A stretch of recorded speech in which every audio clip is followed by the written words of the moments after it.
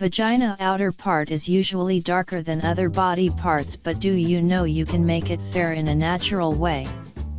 Today I will tell you one natural remedy that is very effective in this regard. For this you will need honey, lemon, sugar. Take 1 tablespoon of honey and the juice of half of a lemon.